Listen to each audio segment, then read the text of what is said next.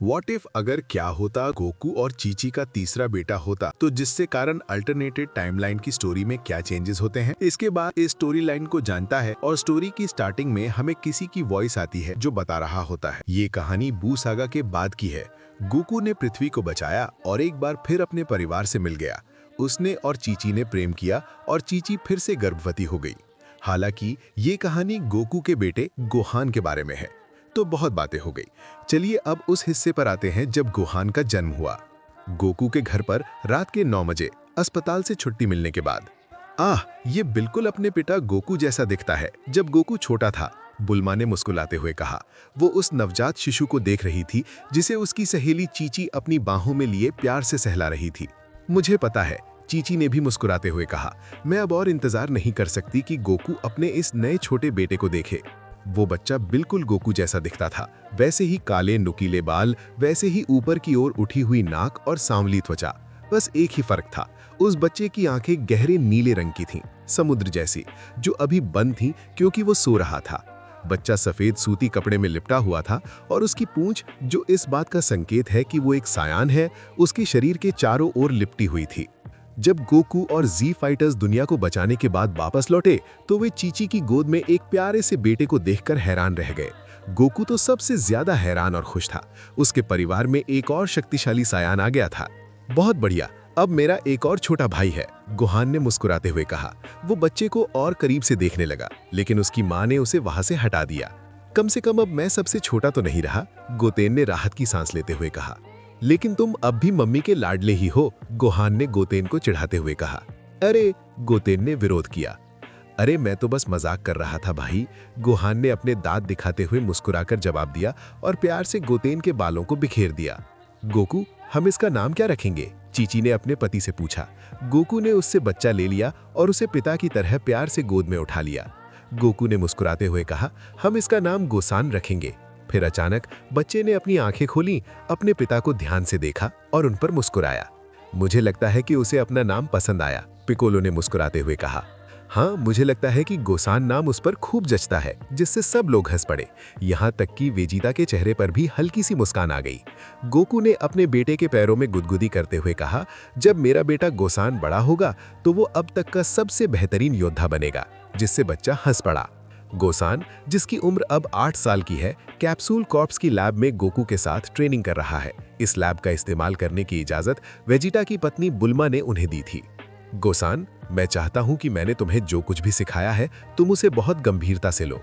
तुम्हें अपने हर विरोधी को शारीरिक और मानसिक दोनों ही तरीकों से हराना होगा।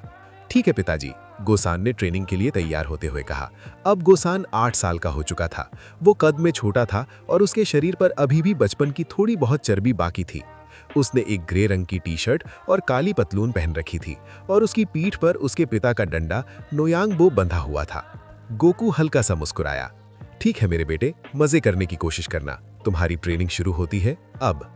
गोकू ने एक लीवर खींचा और जिस सफेद कमरे में गोसान मौजूद था, वो अचानक एक घने वर्षा वन में बदल गया, जो पूरी तरह से जीवंत और सजीव लग रहा था। गोसान ने अपने सिर के पीछे हाथ रखते हुए जोर से सोचा, ठीक है, अब मुझे चुनौती देने के लिए कोई कहाँ मिलेगा? तभी अचानक झाड़ियों के बीच से एक विशाल कोबरा सांप निकला और उसने भूखी नजरों से गोसान की ओर देखा। वो कोबरा सांप इतना विशाल और ऊंचा था कि उसकी तुलना आईफिल टावर से की जा सकती थी और उसके फन का आकार किसी पैराशूट जितना बड़ा था। कोबरा ने अपना मुंह खोला, जिससे उसके नुकीले दांतों की कतारें दिखाई दी, ऐसे दांत जो जिराफ के पूरे झुंड को चबाकर खा सकते थे। कोबरा ने गोसान पर जोरदार हमला किया, लेकिन गोसान ने अपनी फुर्ती और तेजी से उसके हमले को चकमा दे दिया। उसने अपनी पीठ से अपना डंडा निकाला, जो देखते ही देखते बहुत लंबा हो गया, और पूरी ताकत से उसे कोबरा के सर पर दे मारा। दर्द से कराहते हुए उस सांप का शरीर धीरे धीरे धूल में बदल गया और वो गायब हो गया। गोसान जमीन पर उतरा और खुद को एक बड़ी दांत दिखाती मुस्कान का इनाम दिया। तभी अचानक पेड़ों के बीच से 2 सिर वाला एक इंसान जैसा जीव जोरदार दहाड़ मारते हुए और अपनी छाती पीटते हुए बाहर निकला। गोसान उस राक्षस की ओर लपका और अपनी छड़ी का इस्तेमाल कर अपनी छलांग को और तेज किया। 2 सिर वाले राक्षस ने अपने हाथों से उसे एक तरफ हटाने की कोशिश की, लेकिन वो उछलकर सीधे उसके हाथ पर जा पहुंचा। फिर वो उस जीव के एक सिर पर कूदा और रॉक सीजर्स पीपर तकनीक का इतनी जोर से इस्तेमाल किया कि वो 2 सिर वाला राक्षस एक कटे हुए पेड़ की तरह पीछे की ओर गिर पड़ा और धूल में बदल गया। बस इतना सा, मैं तो अभी शुरू ही कर रहा था। जैसे ही उसने अपने कपड़े झाड़े, उसकी आवाज पूरे जंगल में गूंज उठी। ये तो बिल्कुल ही लेवल 0 वाली बात है। अचानक गोसान ने देखा कि सैनिकों की एक टुकड़ी अपनी बंदूकें उसकी ओर ताने खड़ी है। मुझे पूछना ही पड़ा, उसने धीरे से कहा। गोसान वहां से भाग निकला, जबकि सैनिकों ने उस पर गोलियां चलानी शुरू कर दी और अपनी बख्तरबंद गाड़ियों में उसका पीछा करने लगे। गोसान गोलियों से बचता रहा और कभी-कभी अपनी छड़ी का इस्तेमाल कर उन्हें दूसरी तरफ मोड़ देता था। फिर वो झाड़ियों में कूद गया और गायब हो गया।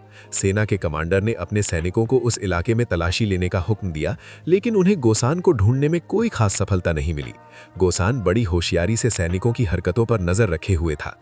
वो हर चीज को एक डेटा की तरह समझ रहा था और इस बात का हिसाब लगा रहा था कि वो इस पूरी सेना को कैसे हरा सकता है। फिर वो पेड़ों में से एक से कूदकर बाहर आया और उसने सैनिकों को चौंका दिया। उसने अपनी लाठी को तब तक घुमाया जब तक वो काफी लंबी नहीं हो गई और फिर उसे चारों ओर घुमाकर आधी टुकड़ी को ढेर कर दिया।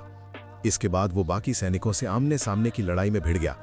वो एक सैनिक पर पागल बंदर की शैली में कूदा, उसके चेहरे पर अपने नाखूनों से वार किया और बाकी सैनिकों को मुक्कों, लातों और जवाबी हमलों की बौछार से तब तक ढेर करता रहा जब तक कि सारे सैनिक गायब नहीं हो गए। तभी अचानक कहीं से एक काला साइबॉर्ग पैंथर प्रकट हुआ और उसने गोसॉन पर एक सोनिक कैनन से हमला कर दिया। गोसॉन ने उस हमले को रोक तो लिया, लेकिन उसके जोरदार झटके से वो पीछे की ओर उछलकर पास के एक पेड़ से जा टकराया। आउच! दर्द से कराहते हुए उसने चीख मारी और अपने सिर को सहलाने लगा। उस पैंथर ने अपनी पीली धातु जैसी आंखों से गोसॉन की ओर घृणा भरी नजरों से देखा और जोर से गुर्राया। जमीन से उड़ते हुए गोसॉन के चेहरे पर एक शरारती मुस्कान तैर गई। अगर तुम्हें लगता है कि जरा सा संगीत मुझे हरा सकता है, तो जरा सोचो, जब मेरी गुप्त तकनीक तुम्हें जलाकर राख कर देगी तब तुम्हें कैसा लगेगा, नन्ही बिल्ली। गोसॉन ने अपनी सारी ऊर्जा अपने हाथों में समेट ली। उसने अपने हाथों को पीछे की ओर खींचा और तभी उसके हाथों में एक नीली ऊर्जा तेजी से जमा होने लगी। का, मा, हा, मे, हा। गोसॉन जोर से दहाड़ा और अपने हाथों से नीली एनर्जी की एक किरण छोड़ी।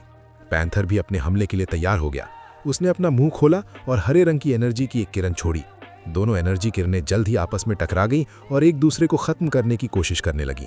गोसॉन ने अपनी पूरी ताकत लगा दी, लेकिन उसका दुश्मन जल्द ही उस पर हावी हो गया और उसे जमीन पर पटक दिया। बारिश वाले जंगल का नजारा अचानक गायब हो गया, साथ ही वो साइबॉर्ग पैंथर भी, और सब कुछ वापस ट्रेनिंग रूम जैसा हो गया। जब गोसॉन कमरे से बाहर आया तो गोकू ने राहत की सांस ली।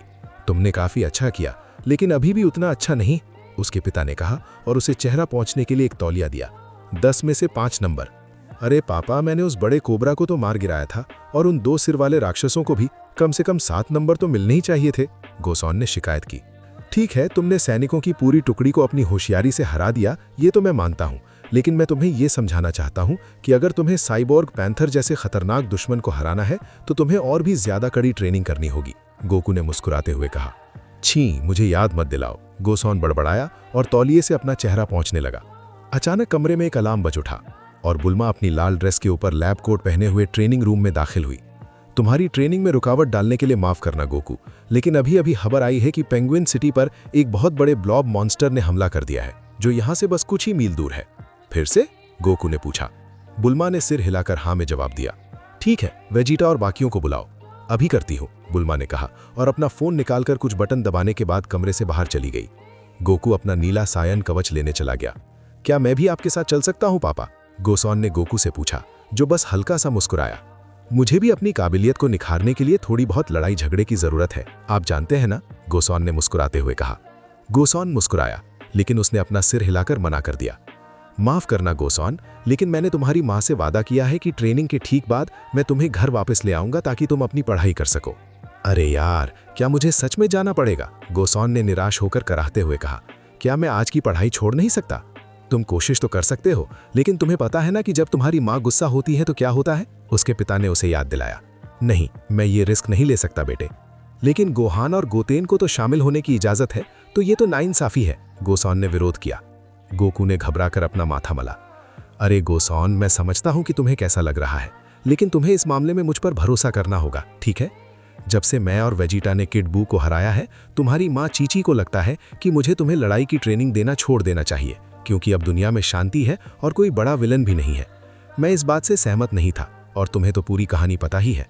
हमारी काफ़ी ज़ोरदार बहस हुई, जिसके बाद हमने ये तय किया कि मैं तुम्हें सुबह मार्शल आर्ट सिखाऊंगा और बाकी का पूरा दिन तुम्हें घर वापस भेज दूंगा ताकि तुम अपनी पढ़ाई पर ध्यान दे सको। मुझे पता है कि ये तुम्हारे लिए मुश्किल है, लेकिन तुम्हें ये बात समझनी होगी, ठीक है? आमतौर पर गोसॉन की उम्र के बच्चे इस बात पर रोते चिल्लाते, चीजें फेंकते या अपने पिता से चीख कर कहते कि मैं तुमसे नफरत करता हूं। लेकिन गोसॉन ने बस निराशा में एक गहरी सांस ली। ठीक है, उसने कहा। गोकू ने अपने बेटे के बालों पर प्यार से हाथ फेरा, उसे अपनी गोद में उठा लिया और एक दिलासा देने वाली मुस्कान दी। चिंता मत करो मेरे बेटे, तुम्हें भी अपना मौका जरूर मिलेगा, मैं तुमसे ये वादा करता हूं, गोकू ने धीरे से कहा। गोसॉन ने अपने पिता को देखकर हल्की सी मुस्कान दी। ठीक है पापा। और फिर वे लैब से बाहर निकल गए, जिसके बाद ये वीडियो खत्म हो जाता है, जिसके बाद हम मिलेंगे नेक्स्ट वीडियो में। तब तक के लिए बाय बाय।